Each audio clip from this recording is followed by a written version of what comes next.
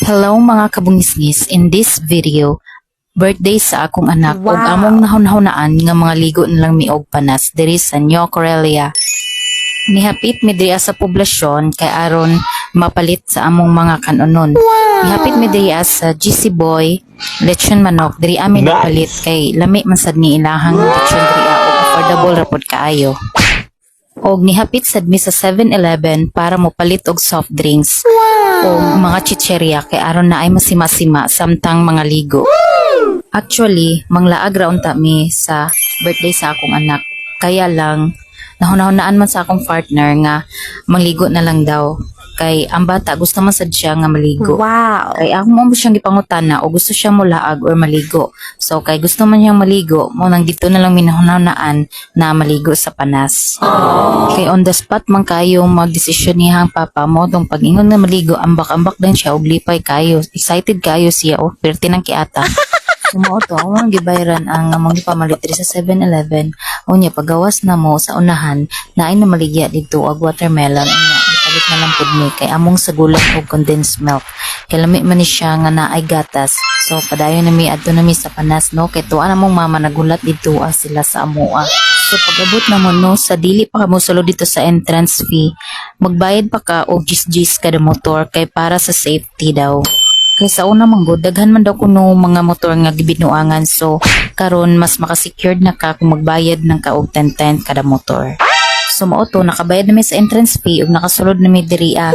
So, kami jud ang nangaligo ani no kay wala gid mi laing mga kauban, kay wala jud mi mga dads, mga kabungis-ngis. Diri ara pod nahon-honaan og ligo sa akong partner kay mao ra po'y ma-afford sa among budget.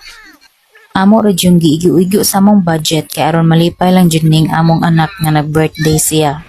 Kay syempre para man ni sa iya ha dili man ni para sa amoa. Nalipay ra man pud siya nga ingon ani ang pagselebrar sa iyang birthday nga maligo lang daw. Nakasabot man pud siya sa among sitwasyon karon. Happy birthday, Mommy. Happy birthday. So kani nga time no nga nangaligo mi ulan-ulan pud jud aning adlaw. Kusog kaayo ang ulan ani.